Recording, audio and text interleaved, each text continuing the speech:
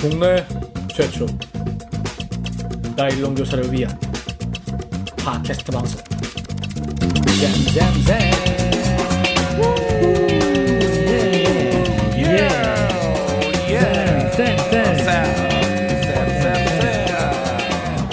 반갑습니다. 반갑습니다. 아유, 드디어 등교 계약이 시작됐습니다. 맞습니다. 그런데 인천 난리 났습니다. 이거 존쌤 때문 아이가 존쌤. 고3 아이들이 진짜. 아침에 교복 입고 다시 집으로 돌아왔습니다. 조은쌤, 이거 어떻게 된 겁니까, 이거? 인천의 그 학원 강사로 인해서 파생되는 그분의 학생이 코인 노래방에 갔고, 코인 노래방에 간 애가 PC방 감염되고, 그래서 택시 운전사도 감염되고, 택시 아이고야. 운전사에 탔던 셔틀버스 기사님이 또 운전을 하셨고, 뭐 이렇게 해서 완전 일파만파로 완전히 쓰나미처럼 몰려왔어요. 그래서 저희도 멘붕이고, 저 옆에 있는 고등학교 뭐 다 멘붕이 와가지고 저희도 지금 난립니다. 저희도. 아니 60개인가 70개 가까이가 학교가 66개 갑자기 학교. 네. 갔다가 막 리턴했을 때 바로. 예, 제가 아는 고3 담임 선생님이 애들이 이제 학교 왔다가 갑자기 이제 교육청에서 이제 가라고 하니까 애들 붙잡고 우셨답니다. 정말 아이고야. 어렵게 애들을 다시 얼굴 봤는데 다시 애들을 그냥 돌려보내야 되니까 너무 이렇게 막 만감이 교체했나 봐요. 그렇죠. 그래서 막 우셨다고 아이고. 그러다가 네. 거기다가 또 이번에는 또 모의고사까지 있었는데 그렇죠. 그 모의고사도 지금 제대로 못 치고 결국은 자기 등급이 어디쯤인지를 확인할 수 있는 좋은 기회였는데 우리 고3 애들 같은 경우에는 그거의 기회를 놓치는 또 그런 불상사도 좀 있었던 것 아니, 같아요. 나는 분명히 담임선생님들이 교실에서 얘들아, 너희들이 와서 봄이다, 환영 문구 적고, 또 이렇게 동학년끼리 좀 의견 맞으면은 좀 현수막도 이렇게 걸고 애들 의자도 이렇게 세팅해가지고 말이죠. 애들 환영해주려고 준비하고 1교시부터 내가 선생님들 내가 1교시에 몇 반, 2교시에 몇 반 들어갈 거면 거기서 내가 이거 해야지 저거 해야지 다 계획 써가지고 갔을 거 아닙니까? 그렇죠. 우리 학교도 지금 이제 고3이 이제 등교를 했어. 네. 등교하는 그 첫날에 현수막 걸고 그쵸. 어서와 너희들 보고 싶었어 이런 그쵸. 거 진짜 그쵸. 예쁘게 알록달록하게 만들고 우리 쌤들 전부 다 일렬로 다 써가지고 애들 들어올 때마다 막 박수 막 치고 대신에 이제 맨 끝에 계신 우리 보건쌤이 이제 열재시고 이렇게 했거든요. 그러니까 애들도 기분 좋고 선생님들도 기분 좋았는데 인천 같은 경우는 일했는데 바로 이제 애들 다 집에 간 거잖아. 그쵸.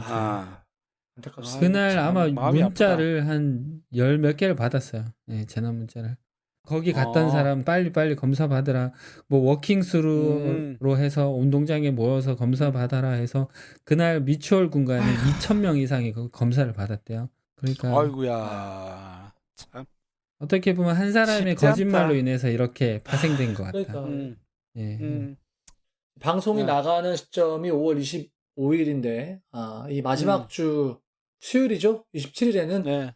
우리 고2, 중3 그리고 초1, 2 유치원까지 지금 등교 계약 대기 타고 있습니다. 그리고 사실상 참. 초, 중, 고에서 어쨌든 한 학년씩 또 두 학년씩 등교하는 지금 대기를 타고 있어요. 너무 걱정돼요. 근데 저학년 학부모 입장에서는 이러지도 못하고 저러지도 못하는 그런 심정일 거야. 맞습니다. 애들을 계속 또 돌보고 있으려니 또 부모가 너무 힘들고 예. 그렇다고 또 보내자 하니까 코로나 이게 조금 두렵고 그렇죠. 참 이도 모도 못하는 그런 상황이 지금 이제 우리가 다 겪고 있는 상황이 아닌가 싶어요. 네. 참 이런 상황에도 꾸준히 저희에게 댓글 달아주시는 귀한 선생님들 계십니다. 우리 댓글 좀 소개해 주시죠, 우리 존쌤. 그 마시마로라는 선생님이 선생님인지 모르죠. 마시마로라는 분이 네. 댓글 다셨습니다. 좀 길게 다셨는데요. 간단하게 소개하면 팟캐스트 방송 많이 들었는데 교육에 대해 이렇게 좋은 방송 이제 알게 되다니 어떤 시험 준비하면서 우연히 듣게 되었는데 한 번 들으니 계속 안 들을 수가 없네요. 요 다음 말. 안 들은 사람은 있어도 한 번만 들을 수는 없는 중독성이 있습니다. 요 오. 너무 와닿는 문구 아닙니까, 요거? 예. 그러네요. 예.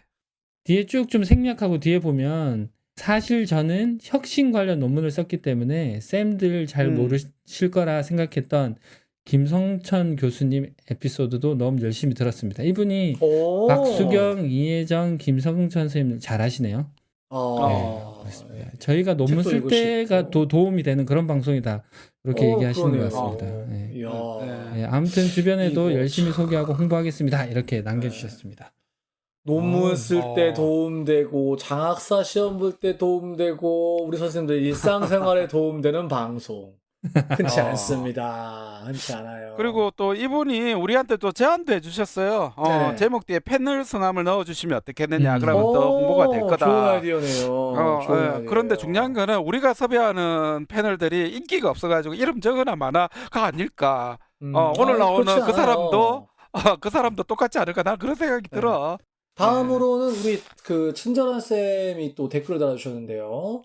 예. 친절한 쌤이 이제 2개를 연속해서 달아주셨는데요. 네. 보니까 방송을 들으면서 준비되고 균형 잡힌 좋은 선생님들이 국회에 들어갈 수 있는 여건을 우리도 만들어 가야겠다는 생각이 듭니다. 좋은 방송 고맙습니다. 라고 한 건 달아주셨고요. 또 한 가지는 네. 신을진 교수님 목소리가 더욱 집중하게 만드네요 하면서 지난번에 우리 강민정 네. 그 당선인과 신을진 교수님 그 방송에 대해서 또 이렇게 피드백을 해주셨네요. 아, 예. 제 목소리가 그렇게 들리나요?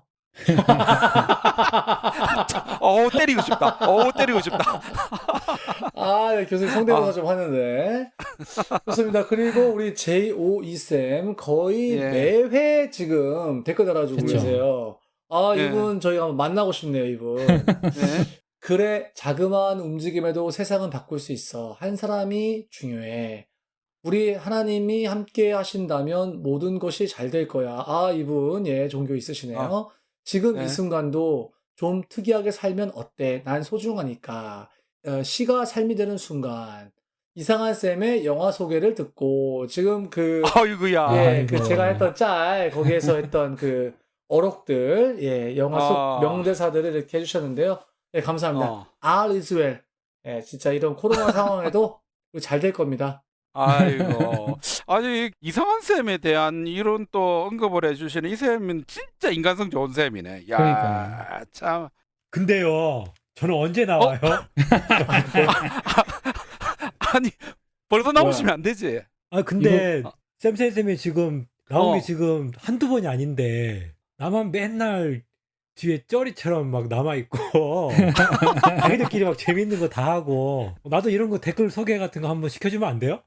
아, 예, 지금 갑자기, 예, 지금, 진짜 원래, 당황스럽다. 예, 중간 시그널 나오고 저희가, 예, 소개해드리면 어. 나와야 되는 우리 쉬운쌤, 우리 김영식 대표께서, 지금 댓글 소개하고 싶다고 지금 치고 나오셨는데요. 한번 예, 해드리죠, 뭐. 예, 아니, 항상 아이고 우리, 참. 이 앞에 인트로 하는 동안 계속 입 꾹 다물고 기다리고 계시잖아요. 예, 한번 소개 한번 해주시죠, 예. 그러니까요, 진짜 웃겨도 제대로 크게 웃지도 못하고 예, 이틀막이에요, 성대- 이틀막. 아까 성대모사하고 너무 웃음 참느라고 죽을 뻔했는데 하여튼 안녕하세요, 저 쉬운쌤입니다.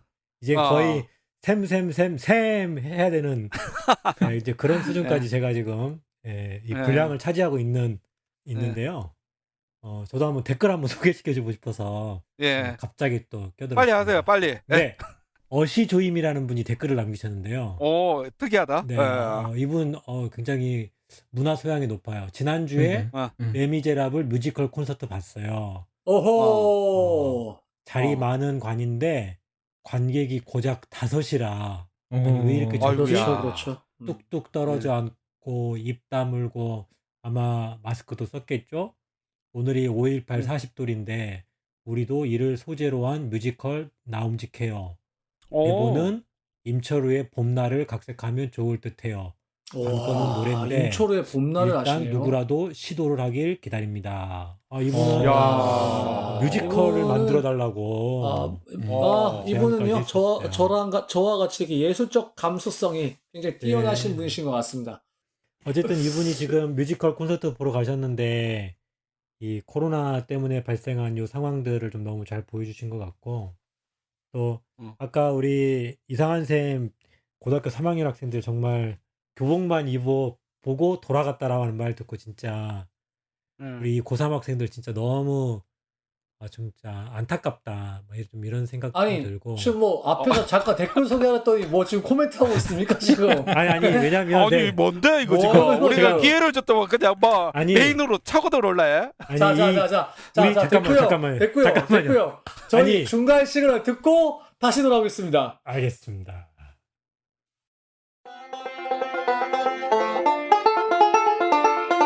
지금 여러분께서는 좋은쌤, 나쁜쌤, 이상한쌤이 진행하는 팟캐스트 방송 쌤쌤쌤을 듣고 계십니다.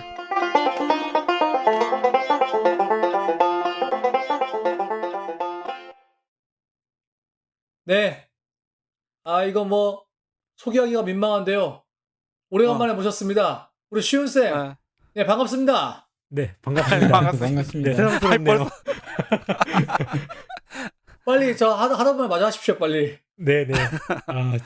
제가 무슨 말을 드리고 싶었냐면 올해 우리 고3 학생들 진짜 보면 진짜 안아줘야 된다. 그리고 진짜 안타깝게 생각해줘야 되는데 왜냐면 이 학생들의 그 학창 시절을 한번 생각해 보시면요. 이 학생들이 2009년도에 초등학교 2학년이었거든요. 그렇죠? 그때 신종플루가 터져가지고 막 체온 재고 막 집에 돌려보내고 막 했을 때였고요. 이 친구들이 초등학교 6학년 때 세월호 사건이 터져요. 그래서 그 무거움 또 안타까움 그 학교의 그 무거웠던 상황들을 고스란히 사실은 겪었던 아이들이고요. 그리고 그 다음에 2015년도에 메르스가 터지잖아요. 그래가지고 또 열재고 중학교 그 일을 좀 겪었던 애들이거든요. 근데 이 아이들이 이제 고3 이제 고등학교 졸업 막바지인데 이 코로나 터져가지고 학교도 제대로 못 와, 뭐 입시 준비도 제대로 못해. 그리고 겨우 이제 막 학교 왔는데 또 막 터졌다고 집으로 돌아가라고 그래. 새벽에 막 오지 말라고 문자 와. 이 아이들 그 상황을 돌아보면 이거 너무 안타까운 아이들인 거예요. 아니 제가 뭐 그 얘기를 나는 해보고 뭐 싶었어요. 아니 나는 그 안타까운 거는 알겠는데 네. 그 다른 학년들도 다 겪은 거 아닙니까? 근데 보통 이제 우리가 12년 학창 시절을 얘기할 때 초1부터 고3 얘기하잖아요. 그러니까 이 그동안에 알겠습니다.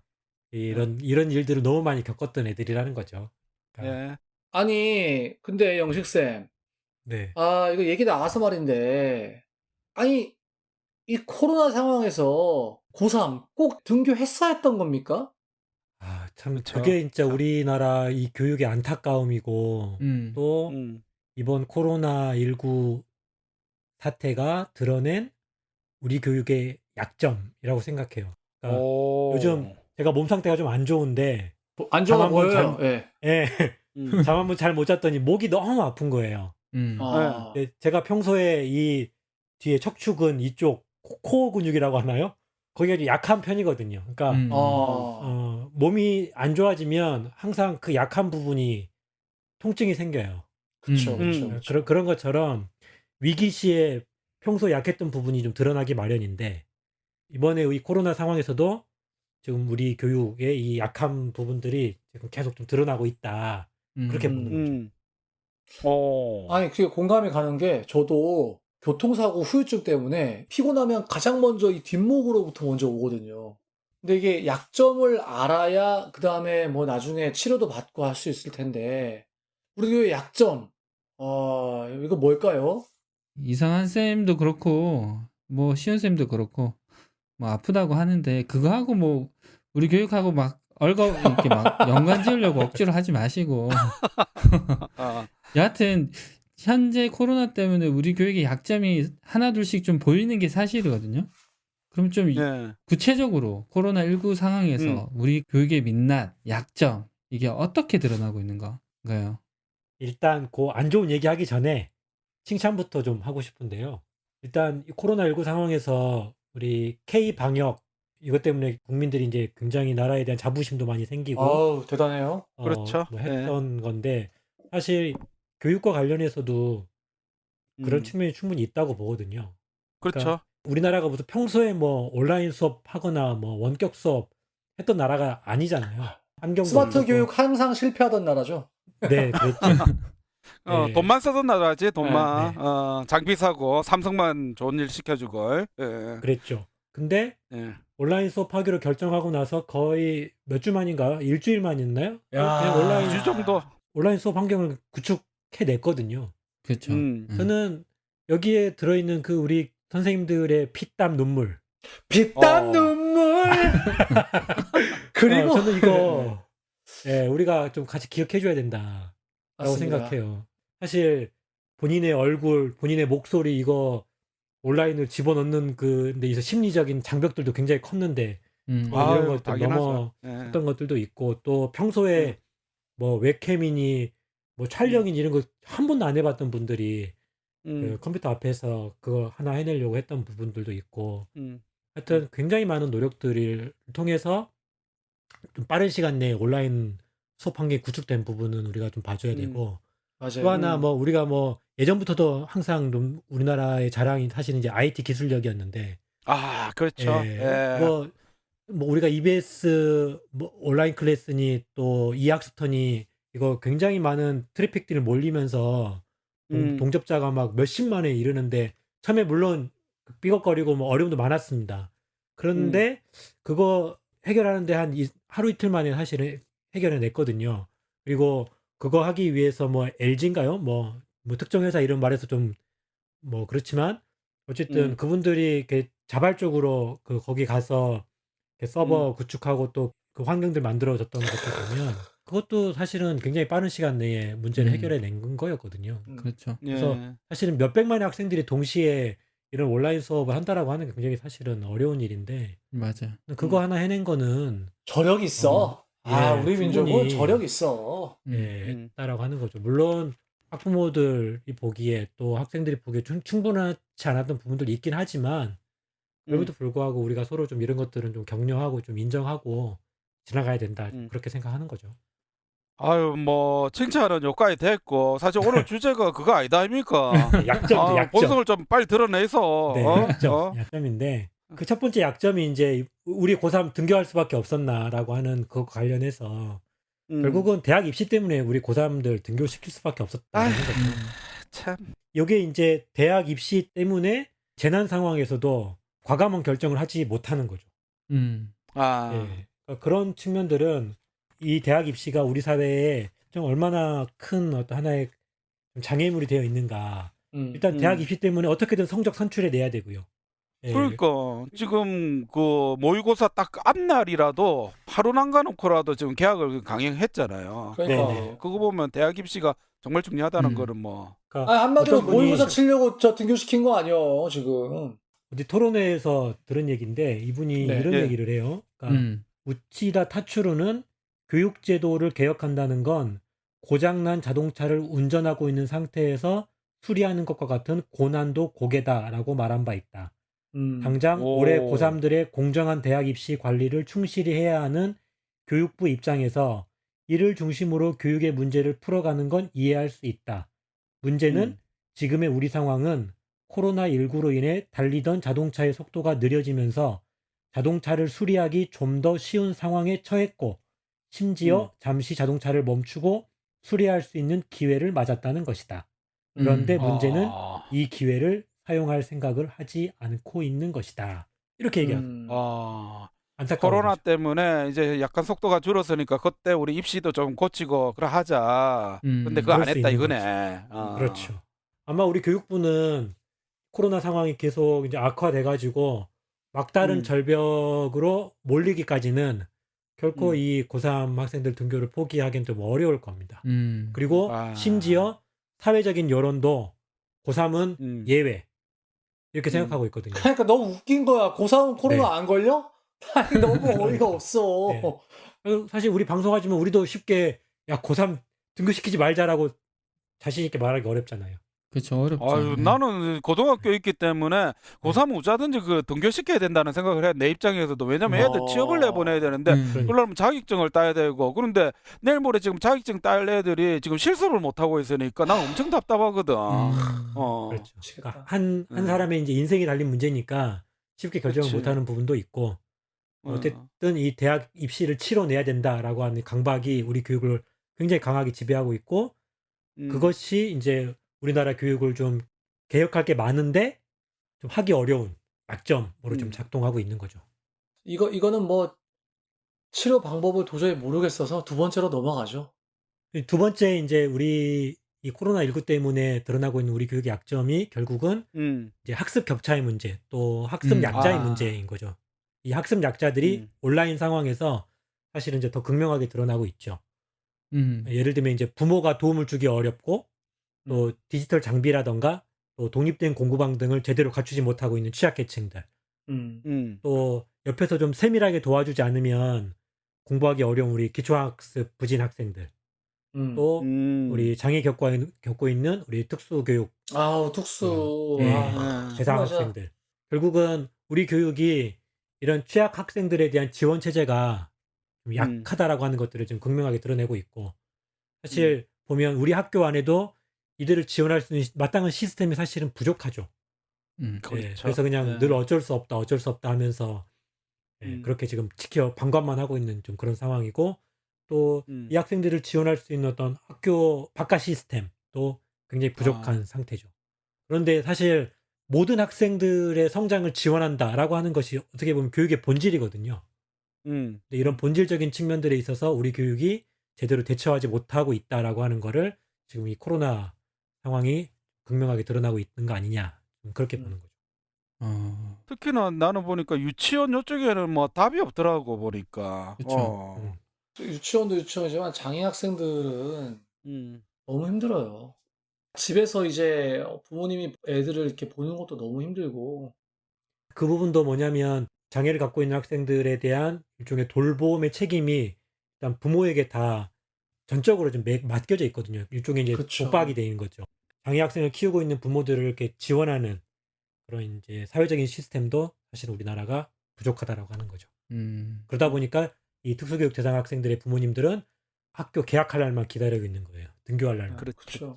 예. 올스톱이에요, 올스톱. 아무것도 하실 수가 음. 없어요. 네. 예. 그리고 저희 학교에 보니까 다문화 어머님이 뭐 외국분 이런 가정은 기기 다루는 것도 좀 미숙하기도 하고 안내장 그렇죠, 나오는 걸 그렇죠. 잘 모르기도 네네. 하는데 애가 학교 가서 뭐 설명을 들을 수 있는 것도 아니고 조작도 미숙하고 하니까 너무 힘들어서 학교에 와서 조작하는 법 배워서 가서 또 하다가 그래. 또 안 되면 학교 와서 또 하고 이렇게 하니까 너무 힘들어 하시더라고요. 그래도 좀 그 와중에 또 감동이었던 거는 몇몇 선생님들이 그 다문화 학생들과 그 부모들에게 이런 학습 안내를 좀 부탁하려면 이 부모들을 교육시켜야 되잖아요. 그렇죠. 그래서 일종의 번역해서 그 학습 자료를 녹음하는 그런 자원봉사를 하는 선생님들이 있더라고요. 야. 네. 그러니까 교육 훌륭하다. 시스템은 별론데 선생들은 그래도 낫다. 그 와중에 이거네. 이제 도움이 필요한 학생들을 발견하고 그 어. 학생들을 위한 어떤 방법들을 찾으려고 굉장히 노력하고 있는 거죠. 그러면 그 다음에 또 뭐가 있습니까? 약점이. 일단 세 번째 좀 제가 생각하는 약점은 뭐냐면 우리나라 교육이 중앙 집권적 관료 체제에 여전히 지배당하고 있다. 그렇게 보는 겁니다. 어? 무슨 소리입니까? 제가 생각할 때는 이런 위기에는 중앙에서 딱 집권을 해야지 딱 맞는 그렇지. 거 아닌가? 저는 딱 그런 체질이거든요. 중앙에서 딱 시키면 시키는 대로 하는 거 있잖아요. 이번에 보면 질본 얼마나 잘했습니까? 아, 잘했죠. 네. 이럴 때는 중앙 집권하는 게 저는 딱 맞다 이렇게 생각이 드는데 이게 위기 약점인가요? 상황이니까. 네. 좋은 쌤 말씀 뭐 맞는 부분이 있고요. 그러니까 예를 들면 방역이라던가 이런 질병 통제 부분은 사실 그렇게 한 곳에서 통제하면서 가는 게 맞죠. 그런데 그 속에서 이제 교육을 만들어내야 되는 상황들을 보면 이거는 굉장히 좀 순발력이 많이 필요한 상황이거든요. 예를 들면 온라인 수업 같은 거 만들 때도 보면 굉장히 다양한 방식으로 운영할 수도 있고 한 거죠. 그런데 당시 이제 상황 돌이켜 보면 학교 현장에서 상부에서 내려오는 지침, 요것만 사실은 바라보고 있는 상황들이 생긴 걸 우리가 볼 수 있었다라는 거죠. 아니 지침이 내려와야지 우리가 움직이지. 공무원이 지 맘대로 할 수 없잖아. 요게 마치 이제 어떤 이제 교수님이 이런 말씀하셨는데 그러니까 급선회가 어려운 거대한 배와 비슷한 국가적인 통합 관리 체제가 계약 연기라는 전례 없는 사태를 느닷없이 맞아서 순발력을 발휘하는 상황. 이게 지금 우리나라 학교들이 지금 직면한 상황인데 그 쉽게 얘기하면 여러 가지 어떤 이제 환경 변화에 따라서 좀 순발력이 필요한데 순발력을 발휘하기가 어려운 거예요. 왜냐하면 너무 커서. 그러니까 계약을 결정하는 문제도 보면 사실 저쪽 남부 지역 같은 경우는 이제 코로나19랑 굉장히 좀 그 거리가 좀 멀었거든요. 그래서 그렇지. 사실상 이미 등교에 가까운 환경도 되게 많이 만들어져 있었어요. 그러니까 지역마다 다른 상황인데 이게 이제 어느 하나의 지침에 따라 이제 움직여야 되는 상황이 되다 보니까 전국이 이제 이런 등교를 못하고 다 기다리고 있는 올스톱돼 있는 상황들이 되는 거죠. 이게 교육을 좀 시도별로 좀 완전 좀 자치로 좀 가야 되는 상황이고 말 그대로 분권적인 교육이 좀 가야 되는 상황이 좀 됐을 수도 있는데 과연 이제 이런 거에 대해서 이제 우리 선생님들도 이제 말씀하시는 것처럼 우리 교사들이 동의할 건가 좀 이런 문제도 좀 있는 거고 어쨌든 그 통제 중심 이런 중앙에서 이렇게 통제하는 방식은 순발력을 발휘하는데 약점을 갖고 있다. 이제 이런 문제가 하나 있고요. 두 번째는 이 부분에 뭐냐면 있어서 제가 이번 주에 느꼈던 게 계약 네. 관련해서 전체 다 매일 올 건지 격주로 올 건지 뭐 이렇게 방법을 계속 생각해서 막 2-3시간씩 부장 회의를 했단 말이에요. 근데 그렇죠. 갑자기 공문 하나가 왔어요. 3분의 2 뭐라고? 이상은 학교에 있으면 안 된다, 학생들이. 그런 공문이 나중에 왔어요. 그러니까 전부 매일 계약하는 건 안 되는 거지. 그러니까 논의 자체가 없어야 되는 거죠. 우리 나름대로 자치적으로 막 계속 머리를 짰는데 갑자기 이게 위에서 뚝 떨어지니까 우리가 했던 거는 없어져 버린 거야. 이게 예, 좀 갑자기 화가 나네. 이 얘기 들으니까. 근데 저도 보면 이게 맞는 게 제가 아는 우리 제주도에 있는 쌤도 1학년 담임이신데 1학년 학생 수 전체가 8명이거든요. 근데 8명 모두가 긴급 돌봄을 신청했어요. 그래서 그 반은 이미 한 달 전에 계약을 한 상태예요, 사실상. 그러나 걔네들은 긴급 돌봄을 하고 있는 거예요. 그러니까 무슨 말인지 알겠죠? 걔네들은 긴급 돌봄을 하고 있어요. 8명이 다 학교에 나왔지만, 걔네들은 정상적으로 이제 그 진도 나가는 수업을 하는 게 아니라 긴급 돌봄을 하고 있다고요. 그러니까 이게 웃긴 게 작은 배는 작은 배, 큰 배는 큰 배대로 어떤 앞에서 방향만 쩌섬에 갈 거라는 방향만 지시해주면 작은 배는 작은 배, 큰 배는 큰 배대로 다 항로를 이렇게 따라서 가면 되는데 우리는 거대한 항공모함이 방향을 틀려니까 미치는 거지 이제. 그렇지. 제가 말씀드리고 싶은 게 그겁니다. 입시라는 거대한 그 목표점을 같이 도달해야 되니까 그런 거지. 근데 이것도. 우리 아이들의 삶이 그렇게 하나의 목표로 갈 수 없는 거잖아요. 그런데 갈 수 없는 거를 그 하나의 목표로 다 같이 끌고 가려고 하니까 굉장히 어려워지는 거죠. 그 대표적인 사례가 뭐가 있죠? 사례를 좀 말씀해 주시면 좋을 것 같은데요.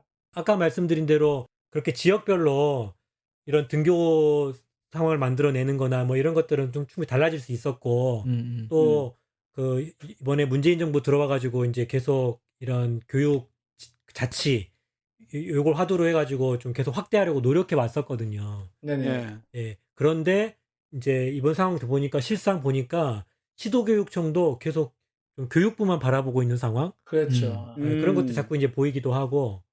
그러니까 아직 우리나라가 좀 자치는 멀었구나 좀 이런 느낌이 좀 드는 거죠.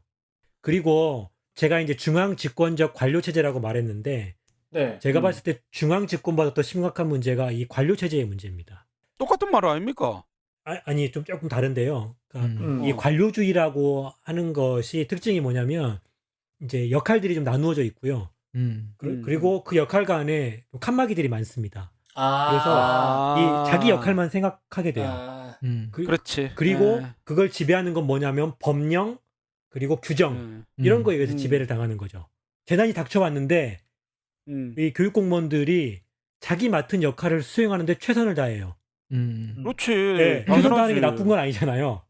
그러니까. 그런데 재난 상황에서 과연 내가 하고 있는 지금 이 업무가 학교 현장에서 가능한가 가능하지 않은가 또는 지금 상황에서 이 일을 하는 것이 합당한가 합당하지 않은가 이런 생각들을 하지 않는 것 같고 어떻게든 자기 역할을 해내려고만 하는 거예요.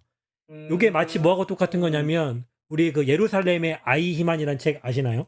아, 알죠, 알죠. 예. 음. 그 수백만의 유태인들을 죽이는 데 있어서 그 이 아이히만이 계획을 이렇게 서명한 사람이잖아요. 그러니까 그렇죠. 예. 아이히만이 뭐라고 변명하냐면 나는 내 역할을 최선을 다했을 뿐이다. 이렇게 얘기하거든요. 아. 그게 유태인을 네. 죽이든지 말든지 그거랑 자기는 상관없다라고 말하는 거죠. 음. 이게 이제 예를 들면 어떻게 되는 거냐면 학생들은 학교에 나오지도 못하고 있는데 학생회장 선거에서 보고해라. 뭐 동아리 구성해라. 아, 그거 있었죠. 예, 이런 공문들 내려온 적이 있었고요. 그다음에 뭐 초등 수영 이거 어떻게 할 건지 이렇게 그 예산 내려보내고 쓰라고 하고 어. 예, 뭐 그러니까 이런 것들이 막 내려오는 거예요. 늘 3월에 했던 그 공문을 그대로 네. 하는 거야. 어. 그러니까 본인이 이거 늘 해왔던 일을 열심히 어, 하고 어. 있는 거예요. 어. 이게 저는 이 관료주의의 폐단이라고 보거든요. 그리고 이 관료주의는 정해진 법령과 규정에 굉장히 얽매여 있습니다. 그렇겠죠. 예, 그러다 보니까 평상시에 적용되는 법령과 규정을 재난 상황에서도 그대로 적용하려고 하는 거예요. 그러다 보니까 여러 문제가 계속 터지는 거죠. 예를 들면 유치원 같은 경우에 이제 원격 수업을 했거든요. 네. 예. 그런데 수업 일수로 인정을 못 받아요. 왜냐하면 예, 유아교육법에 원격 수업을 수업 일수로 인정할 수 있는 규정이 없어요. 와. 그럼 어떻게 해야 되느냐? 등교 시작하고 나서 방학도 없이 내내 수업을 해야 되는 거예요. 그래야 야. 올해 해야 될 수업 일수를 채울 수 있는 거예요.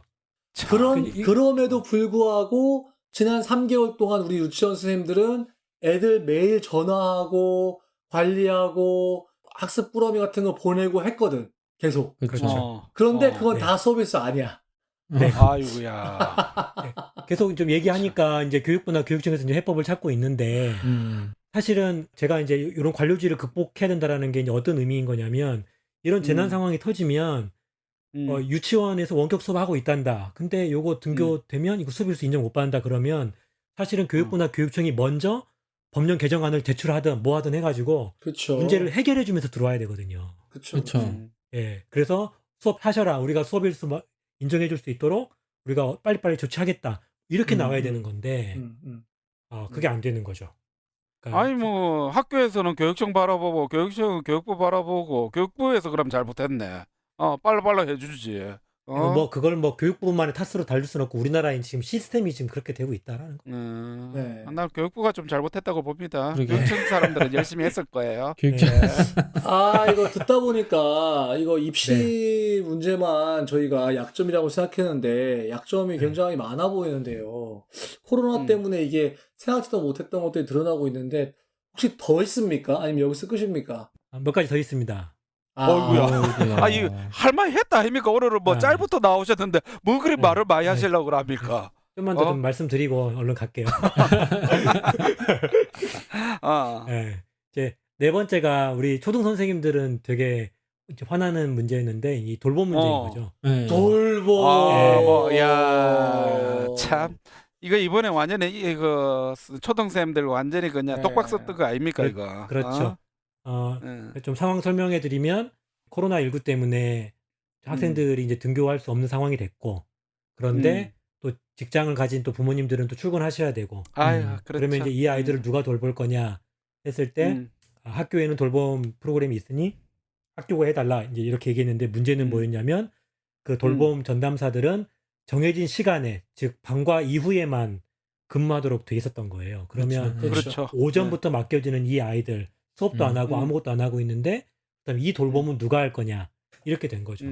그래서 잘 모르는 분들은 수업도 없는데 학교 선생님들이 해야 되는 거 아니냐 이제 이렇게 얘기했던 거고 그런데 실제 이제 학교에서는 그 학교 오지 못한 학생들 체크하고 실제 이제 어떻게 지내고 있는지 계속 이제 점검해야 하고 또 온라인 수업 만들어서 또 탑재해야 되고 이런 일들을 계속 하면서 또 돌봄까지 해야 되는 이런 상황들이 됐던 거죠.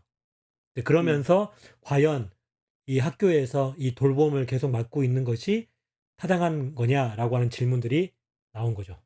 근데 이게 제가 얼핏 알기로는 이 돌봄과 방과후가 초중등 교육법상에 어떤 법적 근거가 없다면서요? 네, 그렇죠.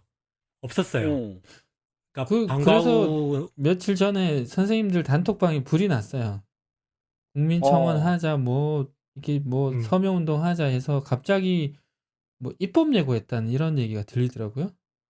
그렇죠, 그렇죠. 아, 없으니까 네네. 지금이라도 만들어가지고 어거지로 끼 넣겠다 그렇죠. 이거네. 그래서 그 반대하자는 입법 뭐 이렇게 난리가 났었습니다 한번. 아이, 그 두 사람 좀 조용히 해봐. 좀 설명 좀 듣게. 그러니까 지가 제일 많이 그러니까. 하면서 뭐, 본인 말 다 굉장히 반응 해놓고. 좋은데. 예.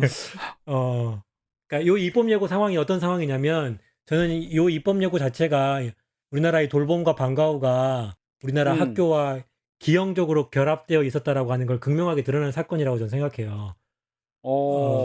그러니까 뭐냐면 원래 돌봄과 방과후를 학교가 할 수 있는 법적인 근거가 없었어요. 그런데 한 25년 전에 그 방과후 프로그램이 필요하니 학교에서 당연히 학교 끝나고 해라라고 된 거고 왜 하냐 어떻게 하냐 하니까 교육 과정에다가 그런 방과후 학교를 이제 포함을 시킨 거죠. 그러면서 이제 이 방과후 학교가 학교 업무가 됐고 또 이제 사실 돌봄이라고 하는 것도 그전에는 없던 거였다가 이제 맞벌이 가정이 급증하면서 돌봄이라고 하는 게 사회적 과제로 떠오른 거예요. 그런데 이제 이를 감당할 시스템이 없다 보니까 어차피 학교에 아이들이 와 있으니까 학교에 떠맡겨진 상황이 된 거죠. 근데 선생님들이 보니까 이건 교육은 아닌데 라고 말하면 니네 일하기 싫지 라고 욕먹는 분위기가 돼버린 거예요. 예. 그래서 근데 사실 엄밀하게 말하면 돌봄과 교육은 다른 영역이잖아요. 그렇죠. 맞죠. 그러니까 학생들이 학교 와서 교육 받고 돌아가야 되는 거거든요. 그래야 사실은 교육의 효과도 더 높아지는 거고 또 학생들도 좀 더 좀 머리도 비우고 또 안전한 상황에서 양육도 받고 그래야 좀 잘 성장할 수 있는 거죠. 그런데 어쨌든 돌봄이 학교에 들어와 있었던 건데 이게 이제 계속 학교에서 문제 제기가 있었거든요. 법적 근거가 없다 이거. 근데 계속 왜 초등에 이 학교에다가 돌봄을 계속 떠맡기냐 계속 이렇게 문제 제기가 있었거든요. 네. 근데 법적 근거를 안 만들었었어요. 근데 하필이면 이 코로나로 지금 정신없는 이 상황에서 교육부가 이 법적 근거를 만들겠다고 초중등교육법 개정안을 입법 예고한 거예요. 야. 그래서 이게 제가 아까 앞전에 말씀드렸던 제가 봤을 때는 이거 진짜 교육계의 아이 희망 같은 거예요. 갑자기 본인 일을 열심히 한 거예요. 갑자기 최선을 다하는 거예요. 네. 법까지 만들어가면서. 법까지 만들어가면서. 근데 이게 앞뒤가 안 맞는 게 유치원은 시간 시수할 수 없는 법적 근거가 없으니까 시간 인정은 안 되고 이거는 법적 근거도 없는데 그냥 막 밀어붙여서 들어오고 이게 뭐 그렇죠. 앞뒤가 안 맞는 거 아닙니까 이거? 그러니까 지금 이 코로나 상황에서 법적으로 뒷받침해야 될 그런 법령 개정안은 안 나오고 그렇죠. 반대로 지금 돌봄이 학교 업무냐 마냐 이거 가지고 논란이 있는 상황에서 갑자기 이 법적 근거 만들겠다고 입법 예고안이 나와버린 거예요. 이거 아니, 결국은 우리 쌤들이 이때까지 뭐 안 해도 될 일 그냥 법적인 근거도 없는 일 그냥 봉사활동으로 열심히 했던 거네 그나마. 그런 셈이죠 어떻게 보면. 그랬죠. 그래서 우리가 봉사활동을 계속하면서 봉사활동은 하겠는데 이것은 법적 근거가 없다. 그러니 여가부하고 또 지역사회 이렇게 같이 해서 좀 더 이거를 발전적인 방향으로 지역사회랑 같이 연계해서 해야 되는 거 아니냐. 지난번에 강민정 의원도 그 얘기 했잖아요, 왜. 그렇죠. 예. 그랬는데 그 뒤에 중요한 얘기는 빼먹고 법적 근거가 없어? 그러면은 법적 근거로 노예계약하자 이렇게 돼버린 거죠, 지금. 그래서 이제 그것 때문에 현장에서 좀 반발하고 교원단체도 성명서 내고 국민참여 입법센터에 선생님들 들어가가지고 반대 글 올리고 막 하니까 이제 어쨌든 교육부에서도 좀 내부 협의를 한 것 같더라고요. 그래서 일단 입법 예고한 거니까 끝까지 듣긴 들어야 된다. 그렇지만 좀 철회하는 게 맞지 않냐 그런 내부의 어떤 그런 움직임은 좀 있는 것 같아요. 근데 뭐 또 어떻게 할지 모르죠. 저희 우리 청취자 선생님들 우리 쌤쌤쌤 우리 페이스북 페이지에도요. 우리 국민 참여 입법센터 링크 걸겠습니다. 우리 선생님 들어가셔서 거기다가 욕도 좀 해주시고 글도 좀 남겨주시고 예전에 저희 방송에서 강민정 의원이 나오셔가지고 돌봄 방과후가 들어오게 된 게 선생님들이 너무 착해서 들어올 때 가만히 있어서 그랬다라고 하셨었거든요. 이번에는 가만히 있으면 안 될 것 같습니다. 아니 뭐 근데 뭐 아까 전에 그 내 들어보니까 뭐 존 쌤이 조금 이게 아니라는 식으로 얘기를 하던데 사실 존 쌤은 착하니까 이런 거 다 해줘야 되는 거 아닙니까 이거 애들 다 돌봄도 해주고 방과후도 해주고 존 쌤은 다 해줘야지. 캐릭터 살려야지. 그러니까. 그렇지. 어, 다 해줘야 되지. 그런데 어쨌든 돌봄이라고 하는 건 사회적으로 되게 중요한 시스템이거든요. 예, 꼭 필요한 기능이고 지금 어쨌든 우리 각자가 자기 직업이 있고 그 직업 속에서 다 자기 실현하면서 살아가는 거고 그러면서 또 자녀를 또 낳는 거고 그러면 그 자녀를 이제 직장생활 하면서 좀 누군가가 좀 돌봐야 되는 이런 사회적 시스템이 있어야 함께 사회가 발전하는 거니까 필요한데 이 돌봄을 누가 하는 것이 적절하냐에 대해서 빨리 이제 논의를 해야죠. 그리고 좀 더 믿고 맡길 수 있는 돌봄 시스템을 사회가 만들어야 되고 교육부 장관이 사회부총리 겸임하고 있잖아요. 그렇죠. 그러면 그 사회부총리가 겸임하는 거 안에 보건복지부, 여성가족부 함께 불러가지고 협의를 빨리 해야죠. 지금 보면 보건복지부에 그 산하에 있는 그 지역아동센터 있고요. 또 그렇죠. 여성가족부에 뭐 청소년 이렇게 돌봄 프로그램이 있거든요. 그 있죠. 여기저기 다 그 사업이 흩어져 있어요. 그거를 좀 하나로 묶어서 우리 아이가 몇 살이면 여기다 맡기면 된다. 또 우리 아이가 몇 학년이면 학교 끝나고 여기로 가면 된다라고 하는 게 우리 엄마 아빠들 머릿속에 딱 분명해져야 믿고 맡기면서 자기 직장 생활도 하고 그것이 또 이렇게 사회 발전으로 나가는 거니까 전 제일 좋은 거는 이거를 일원화된 시스템으로 지방자치단체에 하나의 시스템을 만들어라. 대신에 그게 학교 바로 옆에 있으면 좋다. 그러면 학교에 와서 공부하고 끝나자마자 바로 그런 돌봄센터로 들어가서 또 거기에 맞게 또 뭐 특기적성을 개발하던 아니면 뭐 이렇게 공부 지원을 받던 뭐 이렇게 하면서 해줘야 아이도 좀 공간을 바꿔가면서 이렇게 편안하게 돌봄을 받을 수 있게 되는 거죠. 요게 지난번 방송 때 우리 강민정 의원이 그 시범적으로 했던 그 모델 아니겠습니까? 그렇죠. 그래서 이제 그렇죠. 예. 초등학교들 같은 경우는 다 걸어다닐 수 있는 거리 가까이 있으니까 A 학교에 가가지고 미술 방과후 받고 B 학교에 가가지고 피아노 방과후 받고 C 학교에 가가지고 수학 방과후 받을 수 있는 오히려 더 풍성해지는 그런데 지금은 지역에서 네트워크가 안 되니까 학교에서 자기 방과후 떨어지면은 그 다음 갈 데 없어가지고 학원 등록하고 이런 상황이잖아요, 저희가. 그러니까 우리가 뭐 안 하겠다는 게 아니라 이게 원래 할 게 아닌데 들어와가지고 해줬던 거를 갑자기 법을 또 개정해가지고 이렇게 이상하게 들어오려고 하는 거는 이건 좀 아이들을 위해서도 옳지 않다. 이런 생각을 좀 하게 됩니다. 어쨌든 이 코로나19 상황 때문에 우리나라의 이 돌봄 시스템을 전담할 기구가 없구나라고 하는 거는 분명히 드러난 거죠. 진짜 큰 약점이 아닌가 이런 생각이 드는데 뭐 이마의 약점 얘기했으면 또 있습니까? 마지막입니다. 마지막. 또 있다고? 마지막. 꼭 얘기하고 싶은 거. 참나. 네. 예. 교육 뭔 약점이 이리 많노? 네. 그럼 저는 학교 민주주의의 문제입니다. 이거는 이거는 뭐 단골 뭐 아닙니까 이거? 우리 민주주의 뭐 교육 역사상 뭐 이거 뭐 입시 다음으로 이건 뭐 그러니까. 단골 문제 아니겠습니까?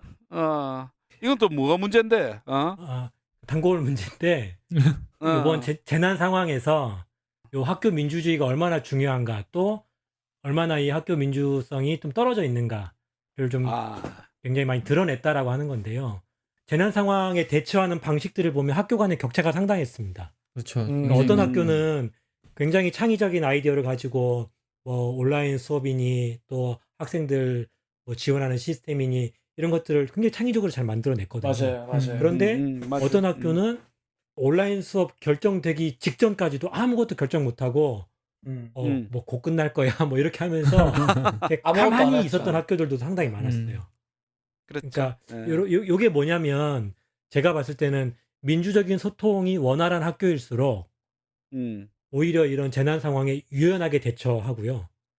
그렇지 못할수록 상부 지침만 보고 있더라라는 거예요. 그렇죠. 예, 또 교사들에게 자율적인 권한을 많이 부여했던 학교들 같은 경우는 교사들이 굉장히 창의적인 아이디어를 막 쏟아내놓으면서 그 중에서 가장 합리적이고 가장 최적의 선택지를 만들어냅니다.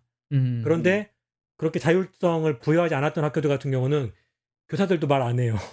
그 누구도 거기에 대해서 해답을 내놓지 못해요. 맞아. 그리고 아니 그 이렇게- 심지어 네, 컴퓨터 잘하는 그런 선생님한테 네. 야 나도 스마트 교육 손들고서 다 해봤는데 가만히 있으라고. 가만히 있으라고. 위에서 그 지침 내려올 거니까 가만히 있으라고. 이렇게 하는 학교도 있어요. 네, 맞아요. 맞습니다. 그런 실제로. 일도 되게 많았고 이런 떨어지는 어떤 그 학교 민주성이 결국은 교사들을 수동적으로 만들어낸다. 네, 이런 거고 이런 학교 민주주의가 성숙한 학교일수록 위기 상황에 강하고 그렇지 못한 학교일수록 위기 상황에 좀 약하다. 그러니 지금 현재 우리나라 상황들을 보면 상당수 많은 학교들은 지금 이런 문제들을 안고 있고 빨리 이거를 해결해서 학교 안에 민주적인 소통 또 자율성, 권한 위임 이런 것들이 좀 많이 이루어져야 학교의 어떤 위기 대처 능력이라던가 또 변화에 반응하는 그런 유연성이라던가 그러면서 학생들의 필요한 교육을 만들어내는 그 힘이 높아질 수 있다. 이런 말씀 드리고 싶습니다. 그러네요. 참. 아니 뭐 당연한 얘기인데 너무 길게 얘기하시네. 다 알고 있는데. 네. 불량 욕심 때문에. 근데 요거를 제가 하나만 얘기하고 싶은 건 이게 확실히 와닿는 게 그 요번에 급식 문제가 있었거든요. 교사 급식. 이게 교사 급식 저희는 이게 터지자마자 교사 급식을 바로 시작했거든요. 그냥 교장선생님이 하고 우리 하자. 그리고 급식실 있는 영양 선생님하고 조리사님하고 하나가 되어서 우리는 할 수 있다 하자고 했는데 주변의 모든 학교가 그게 지침이 있냐? 그렇게 해도 되는 거냐? 뭐 알아봤냐? 이렇게 계속 우리 교장선생님을 하는 거야. 근데 그런 거 상관없이 우리가 공동체가 합의하면 우리가 하면 되는 거다. 그쵸. 그렇게 하고 나니까 민주주의죠. 이게 잘 되니까 교육청에서도 어떻게 했냐 다시 묻기 시작하더라고요. 결국은. 그래서 이런 게 뭐 급식이라는 작은 거지만 뭔가 창의적으로 했을 때 결국은 다른 사람들이 보고 따라하게 돼 있더라고요. 그렇죠. 그래서 민주주의가 그렇죠. 정말 중요하다 이런 생각을 좀 이번에 크게 했던 것 야. 그게 드라이브 스루야. 드라이브 스루. 그렇죠. 야, 병원 밖에서 검사도 돼? 진료실 밖에서 검사도 돼? 그렇죠. 안 돼. 그래서 봐. 그렇죠. 그거 지침 있어? 이랬어 봐. 아니 뭐 조은 쌤이 교장쌤 자랑하는 거 보니까 조금 살살 비비려고 그러는 것 같은데 좀 출세하고 싶은 거 없네? 출세해야지. 아니, 학교 근데- 이름도 얘기하지. 예. 그런데 요게 사실은 이제 이번 코로나 상황에서 그래도 좀 교육부 좀 칭찬하고 싶은 건 교육부가 이 상황에서 교원단체들하고 굉장히 정책 협의를 활발하게 했어요. 그래요? 네네. 왜냐면 순식간에 아주 짧은 순간 안에 이렇게 막 뭔가 결정을 내려야 되는데 그쵸. 이게 전체 상황들을 한 번에 파악할 수가 없는 거예요. 근데 이제 교원단체들 같은 경우는 각각 통신망들을 갖고 있잖아요. 뭐 그쵸. 오픈 카톡방이니 뭐니 하면서 그러니까 소식을 빨리 좀 알려달라 이제 요청을 하는 거죠. 그러면 각 교원단체들이 이렇게 빨리 파악해가지고 지금 어디 상황에 뭐 EBS 먹통입니다. 뭐 이런 것 상황들을 계속 알려주면 근데 교육부가 그거 받아가지고 이제 해결하고 막 이런 일들이 굉장히 많았거든요. 이제 그것도 되게 잘한 거였는데 교육부에서 어떤 얘기를 좀 많이 했냐면 학교에다가 많이 맡기고 싶어서 자율권을 좀 부여하고 싶어서 요런 거는 학교가 자율적으로 결정할 수 있습니다라고 얘기를 하면 이제 학교에서는 왜 책임을 학교에 떠넘기냐 이러면서 이렇게 얘기하고 반대로 지침을 세밀하게 해가지고 이렇게 학교에다가 주면 왜 학교를 통제하려고 하냐 이렇게 얘기하고 그래서 어디에 맞춰야 될지 정말 어렵더라라는 얘기를 교육부가 되게 많이 했었어요. 이게 이제 평소에 연습이 안 돼서 그렇지. 연습이 안 돼 있는 거고 그래서 이게 제가 말씀드리는 게 우리나라의 학교의 어떤 민주주의, 학교 민주주의를 빨리 높여야 된다 수준을 네, 그 얘기를 드리는 거죠. 갑자기 자유 줘봤자 못할 사람들 쎄삐 있어. 맞습니다. 맞아요. 뭐라고 한 겁니까 지금? 뭐 어디 외국말 썼습니까 지금? 세피다 이거 몰라요? 나 아는데. 뭐 외국말 썼습니까? 아니 지금 너무 웃기네. 아니 지금 말이 나와서 말인데 주제랑 상관없는 얘기인데 내가 이 얘기 안 하려고 그랬는데 저한테 한 청취자분이 저의 지인이죠. 지인 중에 청취자분이 저한테 문자가 왔어요. 문자가 자기가 공개적인 데다가 댓글은 달 수 없고 그냥 개인적으로 문자 보내니까 나쁜 쌤한테 좀 전달해달라고 이거 하면서 공개적인 거네 뭐. 기대된다. 기대돼. 아니 사실 공개적으로 얘기하지 말라고 했는데 공개적으로 얘기하고 있네 제가 지금. 뭐 하는 긴데 그래서. 나쁜쌤 어? 그 말할 때 아이들을 가리킨다 하는데 가리키는 게 어. 아니고 가르치는 거라고 가르친다로 좀 정정해달라고 꼭 얘기하라고 합니다. 아니 그러면 그 사람이 와서 방송해라 캐라. 내가 빠질게 그러면. 그 사람 보고 방송해라 캐라. 아 우리 아들 가르치지 말고 나쁜 셈 하겠네. 네 좋습니다. 그렇네.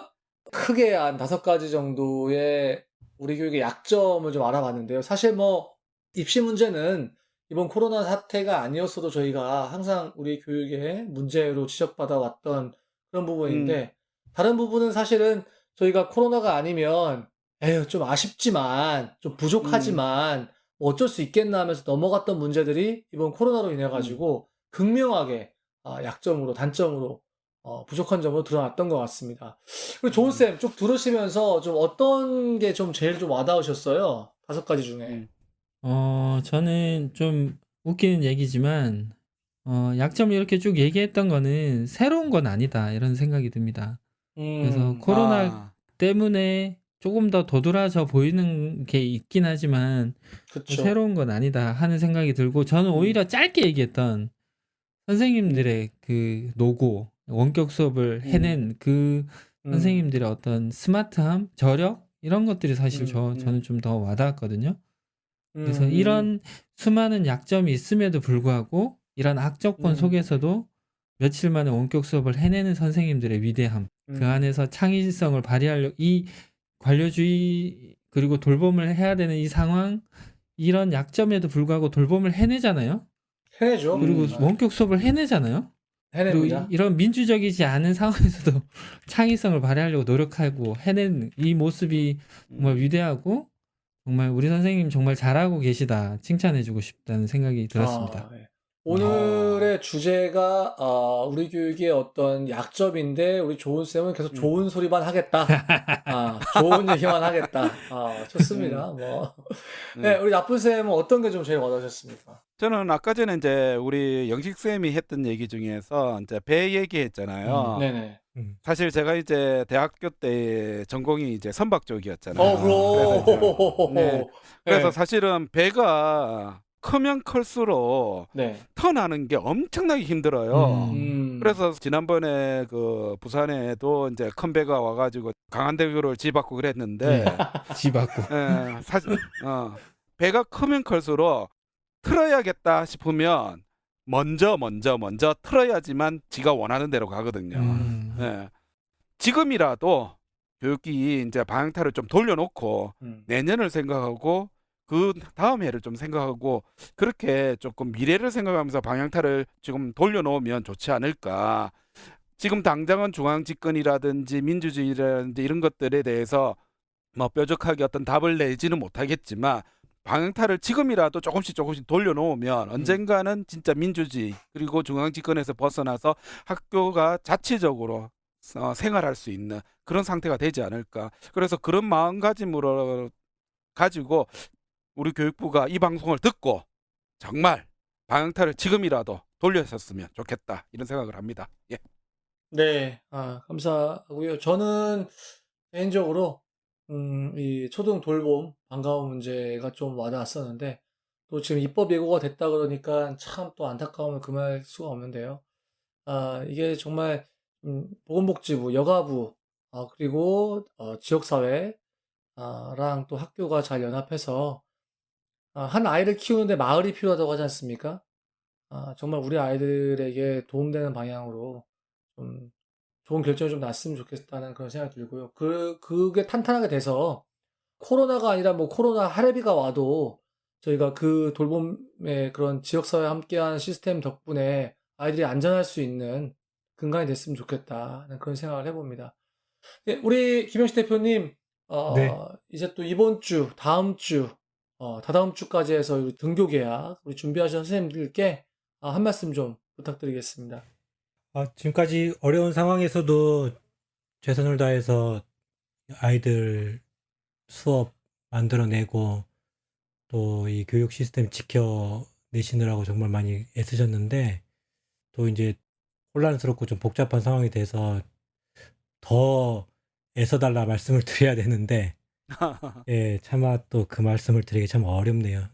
이제 그럼에도 불구하고 그 힘든 상황 속에서 어쨌든 학교를 찾아서 오는 아이들이 있으니까 그 아이들 좀 잘 맞아주셨으면 좋을 것 같고 또 그것이 교사들의 어떤 일종의 존재의 이유 아닐까 뭐 이제 이런 좀 생각도 하게 됩니다. 어쨌든 지금까지 선생님들의 피땀 눈물로 이 온라인 교육 환경 잘 만들어 왔다라고 하는 건 분명하고요. 분명히 그 부분에 대해서 인정될 때가 또 있을 겁니다. 그리고 뭐 앞으로 어쨌든 이 코로나 상황들 이게 쭉 겪어가면서 계속 저는 이런 성찰들이 필요하다고 생각해요. 이 코로나 상황 속에서 우리 교육에 뭐가 문제였고 또 뭐는 또 좀 우리가 얻어내고 있고 이 상황 속에서 그것들을 잘 정리해내야 앞으로 똑같은 또 이런 재난 상황에서 대처하는 능력도 좀 높아질 것 같고 또 이 위기 속에서도 뭔가 새로운 길들이 또 우리에게 보일 수 있다 이렇게 생각하거든요. 그래서 그런 일들 또 저도 열심히 또 좀 참여하고 또 해보도록 하겠습니다. 네. 감사합니다. 감사합니다. 선생님들 등교 계약을 준비하시면서 아이들이 들어올 교실 또 준비하시고 칠판에 어서 오라고 문구도 적어 놓으시고 또 아이들 선생님 보고 싶어서 달려올 텐데요. 정말 제발 학교 안에서 코로나가 다시 일어나서 아이들이 돌아가는 일이 없이 안전하게 등교 계약이 이루어졌으면 하는 바람입니다. 예. 긴 시간 청취해 주셔서 감사드리고요. 저희가 이런 약점들을 다루는 이유는 하루빨리 교육계의 약점들이 잘 보완되어서 우리 아이들이 또 선생님들이 학부모들이 안심하고 학교에 나갈 수 있는 참 배움이 일어나는 그런 학교가 되기를 바라는 마음에서 오늘 방송 준비해 봤습니다. 예, 오늘도 어렵지 않게 섭외되신 우리 김영식 선생님 예, 감사드리고요. 또 등교계약 준비하시느라 고생하시는 가운데도 저희 방송 청취해 주신 우리 애청자 여러분들 대단히 감사합니다. 다음 주에 저희는 새로운 주제를 가지고 돌아오도록 하겠습니다. 감사합니다. 감사합니다. 쌤쌤쌤은 선생님들의 참여로 만들어집니다. 구독, 좋아요, 댓글, 팟캐스트 3종 세트 잊지 마시고 쌤쌤쌤 페이스북 페이지도 많은 방문 부탁드립니다.